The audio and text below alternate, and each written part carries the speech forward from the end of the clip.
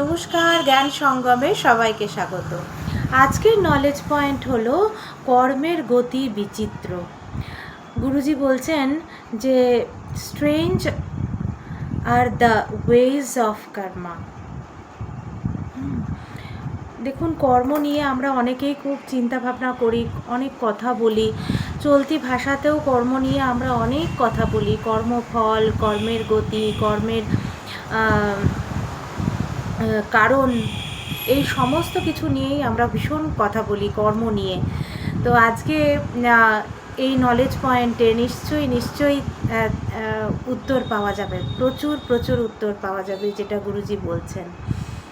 গুরুজি বলছেন যে কর্মের গতি বিচিত্র। তুমি যতই এটা বুঝবে ততই তুমি বিস্ময়ে হতবাক হয়ে যাবে। কর্ম মানুষকে একসাথে করে, আবার একত্র করে, আবার বিচ্ছিন্নও করে। কর্ম যেমন মানুষকে একত্র করে, তেমনি কর্ম মানুষকে বিচ্ছিন্নও করে। আর এর কারণে কেউ দুর্বল হয়ে পড়তে পারে, আর কেউ বা ভীষণ স্ট্রং হয়ে যায়। তো এটা আবার কাউকে ভীষণ বড়লোক বা ধনী করে তোলে, আবার কাউকে ভীষণ গরিব করে তোলে। তো এই কর্মের নানান রকম যে গতি, এর জন্যেই এই কয়েকটা সেন্টেন্সেই কত কিছু আমরা জানতে পারলাম। যে কর্ম মানুষকে একসাথে করে, একত্র করে, আবার বিচ্ছিন্নও করে। কর্ম মানুষকে বড়লোক করে, ধনী করে বা গরিব করে দেয়। আবার কর্ম মানুষকে দুর্বল করে দেয়, আবার স্ট্রং করে দেয়। এই সমস্ত কিছু কিন্তু কর্মের মধ্যে দিয়েই হয়। পৃথিবীর সমস্ত লড়াই যেখানে যাই হোক না কেন, এগুলো সবই হচ্ছে কর্মের জন্য। কর্ম মানে বন্ডেজ বলা যেতে পারে। হ্যাঁ, কর্মের বাধা এইভাবে হয়।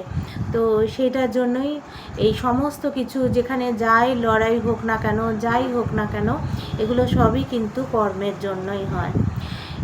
এটা সমস্ত লজিক এবং রিজনিংকে কেটে বেরিয়ে যায়। এই যে কর্ম, এগুলো হচ্ছে সমস্ত লজিক এবং রিজনিং। আমরা অনেক সময় অনেক কিছু আমাদের মধ্যে থেকেই আমরা লজিকভাবে, মানে লজিকটা বের করে নিতে চেষ্টা করি। ও এটা হলো তার মানে এই ব্যাপার, ও এটা হলো তার মানে এই ব্যাপার। এই যে লজিক আর রিজনিং, এটা যে আমরা বার করি, এর ওপর থেকেই কিন্তু এই কর্মের গতি যাচ্ছে। এটাই হচ্ছে ব্যাপার। এই বোধোদয় যখন তুমি বুঝতে পারবে, এই বোধোদয় যখন তোমার মধ্যে হবে, তখন তুমি অনেক উঁচুতে উঠে যাবে, অনেক আপলিফটেড হয়ে যাবে। গুরুজি বলছেন যে ব্যক্তি আর পরিস্থিতি থেকে তোমাকে অনেক দূরে রাখবে। অনেক সময় কোনো ব্যক্তির কোনো কথা আমাদের খুব গায়ে লেগে যায়, খুব আঘাত পেয়ে যায়। তো সেই ব্যক্তির সাথে আমরা আর মিলতে চাই না। আবার কোনো পরিস্থিতিতে আমাদের মনের মধ্যে আমরা যদি আঘাত পেয়ে যাই, তাহলে সেই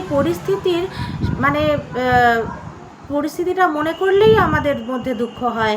আমরা সেই পরিস্থিতিটার মধ্যেই আর যেতে চাই না। এই যে জিনিসগুলো ঘটে আমাদের ওর সঙ্গে, তো গুরুজি বলছেন যে ব্যক্তি আর পরিস্থিতি থেকে তোমাকে অনেক দূরে নিয়ে যাবে। তুমি যখন মনে করবে, যখন তুমি বুঝতে পারবে, বা তোমার মধ্যে যখন এই বোধোদয়টা হবে যে লজিক আর রিজনিংয়ের অনেক ওপর দিয়ে যাচ্ছে কর্ম, তখনই কিন্তু তুমি ব্যক্তি এবং পরিস্থিতি থেকে অনেক দূরে যেতে পারবে। আর তাহলেই কিন্তু এই যে কথায় কথায় আঘাত পেয়ে যাওয়া, বা সেই ইভেন্টটাকে, সেই পরিস্থিতিটাকে মনে করে দুঃখ পাওয়া, কষ্ট পাওয়া, এইগুলো কিন্তু কাটিয়ে ওঠা যাবে। যেটা তোমাকে আর কি করবে, এটা তোমাকে নিজের মধ্যে, অন্তরের মধ্যে যাত্রা করতে হেল্প করবে। হ্যাঁ, গো ইনওয়ার্ড সব সময় বলেন গুরুজি। আমাদের অনেক সময় সৎসঙ্গে বলেন, মানে ইয়েতে বলেন, মেডিটেশনেও বলেন, অন্তর্মুখী সদা সুখী। হ্যাঁ, যখন তুমি তোমার নিজের মধ্যে যাবে, গো ইনওয়ার্ড, তো তখনই কিন্তু আসল সুখের সেই সন্ধান পাওয়া যায়। তো এই যে বোধোদয়, এই যে আমাদের চিন্তা ভাবনা, এটাকে যদি আমরা আত্মীকরণ করে নিতে পারি, তাহলেই কিন্তু আমাদের এই যে বললাম ব্যক্তি আর পরিস্থিতি থেকে আমরা নিজেকে দূরে রাখতে পারবো। তাহলে আমাদের আঘাত পাওয়া বা দুঃখ পাওয়া এই ধরনের জিনিসগুলো কম হয়ে যাবে লাইফে। আর কি, আর একটা কথা ভীষণ ইম্পর্টেন্ট, সেটা হচ্ছে মানে নিজের অন্তরের মধ্যে যে যাত্রা, গো ইনওয়ার্ড, অন্তর্মুখী সদা সুখী, এই অন্তরের মধ্যে যে যাত্রা, জার্নি উইদিন, এইটা কিন্তু আরও ভালোভাবে হবে। আর যত এটা ভালোভাবে হবে ততই কিন্তু আমাদের জীবনে আমরা অনেক আপলিফটেড হয়ে উঠতে পারবো, আমাদের জীবনে অনেক উন্নতি হবে। এই হচ্ছে ব্যাপার। এবার একজন প্রশ্ন করেছেন গুরুজিকে যে তাহলে চোর কি বলতে পারে যে এটাই আমার কর্ম? তো গুরুজিও খুব হাসছেন। গুরুজি বলছেন যে তাহলে পুলিশেরও কর্ম হচ্ছে তাকে ধরা। হ্যাঁ, তো এই হচ্ছে কি ব্যাপার, যে নলেজকে কিন্তু কোনোভাবেই তুমি মানে করতে পারো না। নলেজকে নলেজের মতো নাও এবং তোমার জীবনে সেইভাবেই নলেজের অ্যাপ্লাই করো। হ্যাঁ, গুরুজি ভীষণ ফান লাভিং, তাকে যে প্রশ্নই করা হোক না কেন তিনি ভীষণ ভীষণ মানে জ্ঞানের উত্তর দিয়েই আমাদেরকে, সেই উত্তরের মধ্যেও প্রচুর জ্ঞান নিহিত থাকে। তো এবার গুরুজি বলছেন যে মানুষের জীবনে শুধুমাত্র মনুষ্য জীবনেরই ক্ষমতা আছে কর্ম থেকে মুক্ত হওয়া।